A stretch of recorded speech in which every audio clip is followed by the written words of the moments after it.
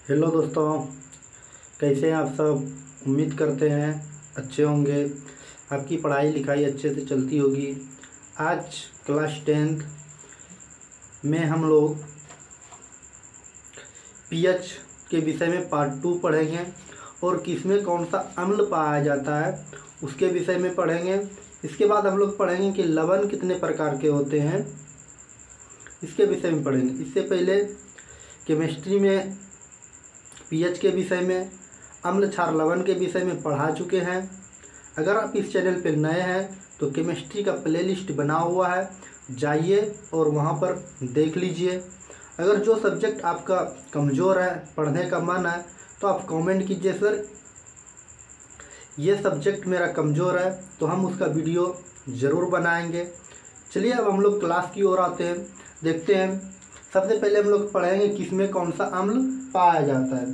तो सबसे पहले बात करते हैं हम लोग क्या, एसिटिक अम्ल का। ठीक, एसिटिक अम्ल। आपको कमेंट में बताना है कि सर एसिटिक अम्ल जो है ये किस किस में पाया जाता है।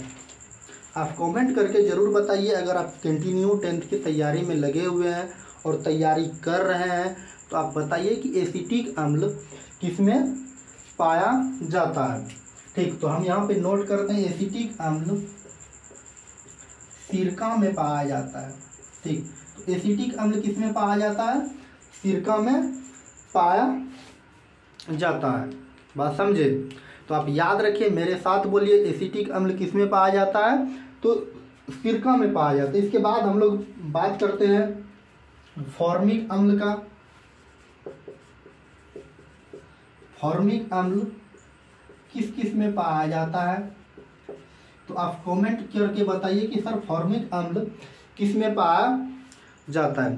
तो ध्यान से सुनिए, लाल चींटी या मधुमक्खी के डंक में कौन सा अम्ल पाया जाता है, फॉर्मिक अम्ल पाया जाता है। तो हम यहाँ नोट कर देते हैं, लाल चींटी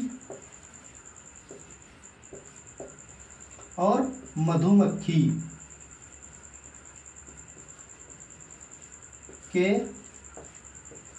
डंक में पाया जाता है। बात समझे। तो लाल चींटी पूछे या मधुमक्खी की डंक पूछे, उसमें कौन सा अम्ल पाया जाता है, तो फॉर्मिक अम्ल पाया जाता है। इसके बाद हम लोग बात करते हैं और किसकी, हाइड्रोक्लोरिक अम्ल का।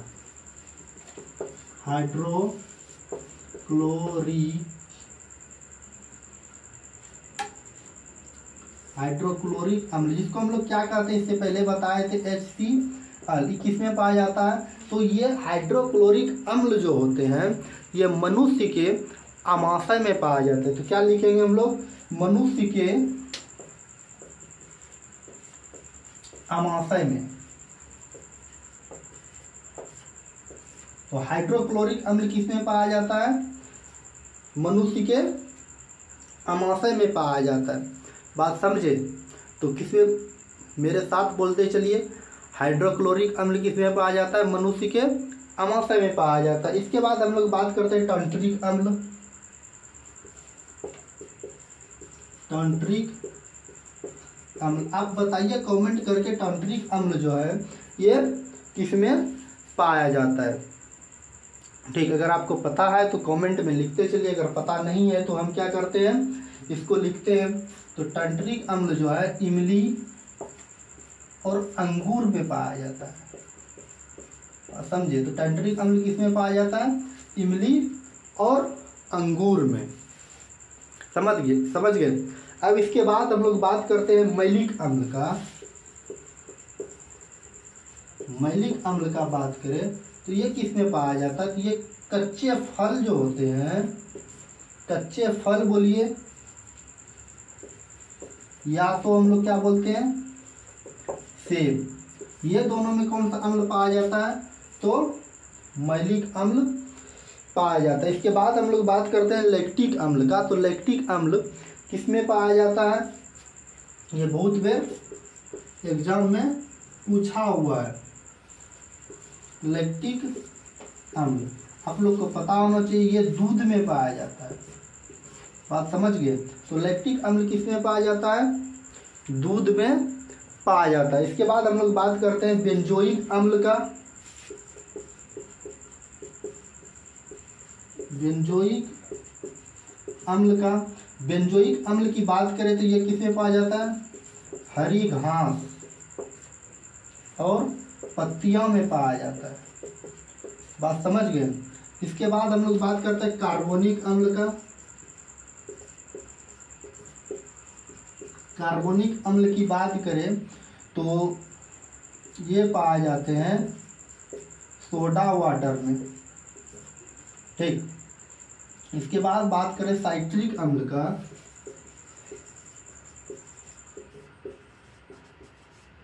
साइट्रिक अम्ल जो है ये हमारे नींबू में पाया जाता है।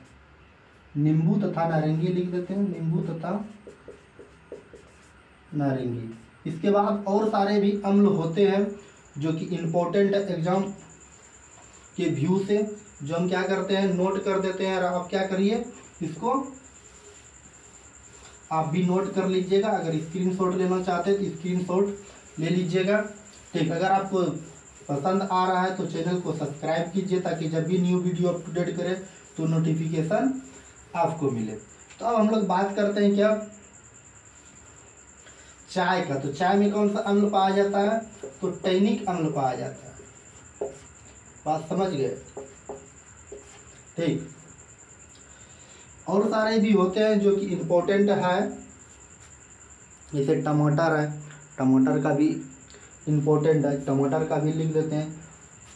ठीक। तो टमाटर में कौन सा अम्ल पाया जाता है? टमाटर ऑब्जेक्टिव ऑक्जेलिक